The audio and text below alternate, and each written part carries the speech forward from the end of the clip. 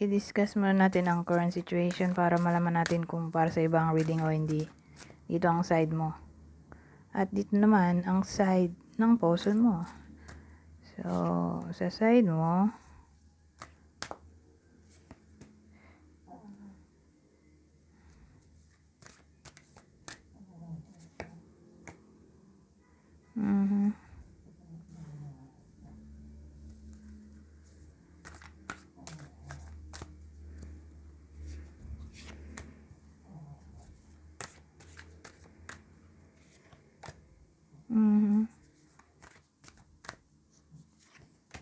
oh, twin flame na, soulmate pa. True gem talaga, oh.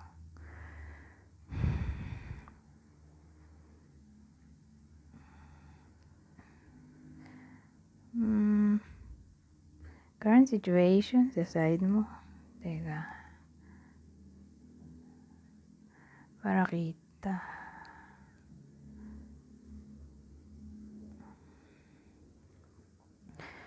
Sa babae ka siguro. Babaeng tao. Pero kung di ka babae, mag-resonate lang sa ito kung lalaki ka. Kung in-embody mo ang feminine energy in a way na introvert ka, shy type, sunod-sunuran ka lang sa person mo, hindi talkative,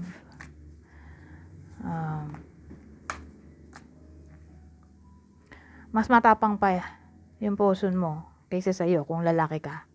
Okay? Ganun yung feminine. Submissive o follower.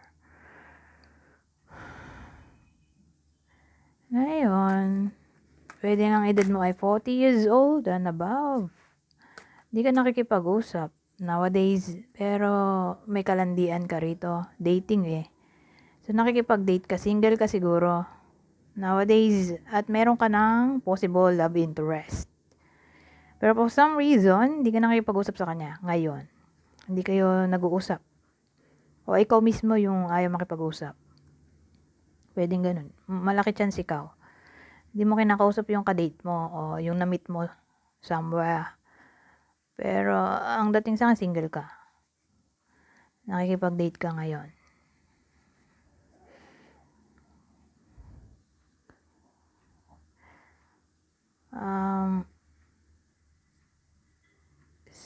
Ganun eh. Parang yung person mo, di mo kinakausap for some reason. So, punta tayo dito sa side ng person mo. Ito. True gem nga. Sabi ko nga. True gem, twin flame, soulmate. So, ang dating yung person mo, sobrang attracted sa'yo. Biruin mo, true gem, twin flame, soulmate. Sobrang attracted sa'yo. Whether alam mo to, hindi. Important ka sa kanya. Feeling niya, ikaw ay true gem. Sabihin nito, rare. Ganon.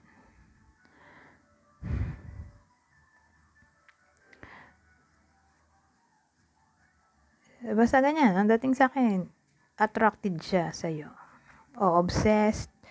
O ang dating na-amaze siya sa'yo. Unique ka raw. Tingin niya, compatible kayo. Nitong possible new love interest mo o na-meet mo somewhere na yun nga, i-inquire mo ngayon. Pero again, mukhang di ka nakikipag-usap for some reason.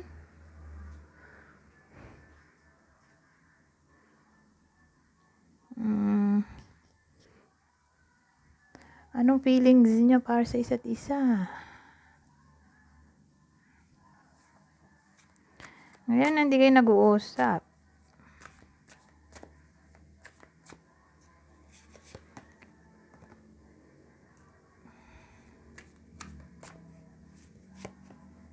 Abandoned.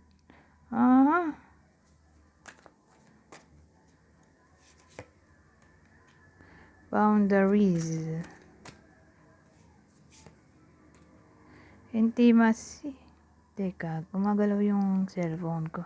Sumasabit kasi yung Sumasabit yung headset.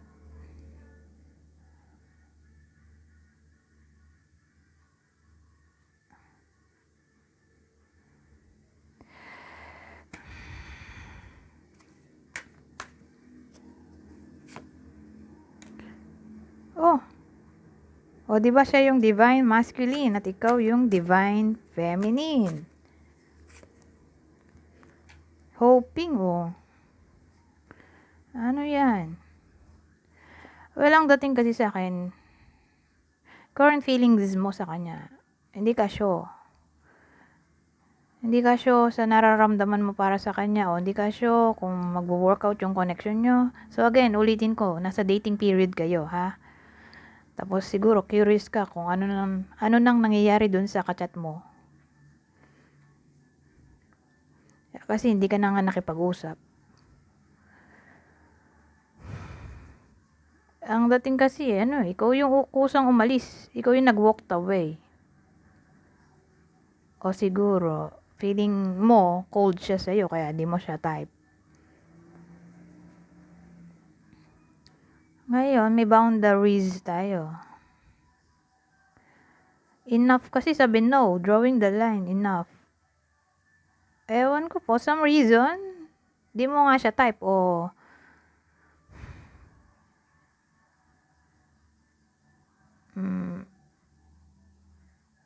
di mo type o ano ba yun nasa isip ko. May trust issues ka siguro, may boundaries ka kasi. So, pwedeng yun nga, di mo siya type. O may trust issues ka in a way na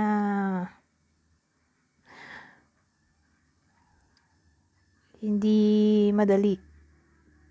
Hindi ka madaling ma-in love. O nahihirapan ka ma-fall in love. O natatakot ka magmahal ulit. Alin man dyan.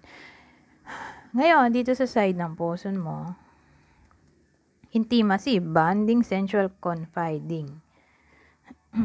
So, gusto niya to, intimacy. Sabi ko nga kanina, tingin niya compatible kayo.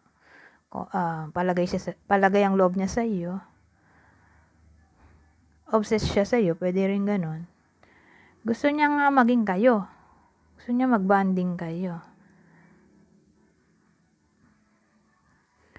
So, siya yung divine masculine dito. Yang masculine energy.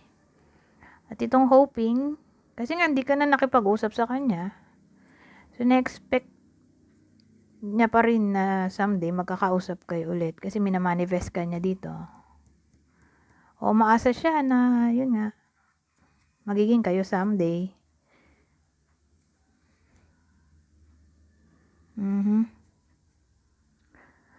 So,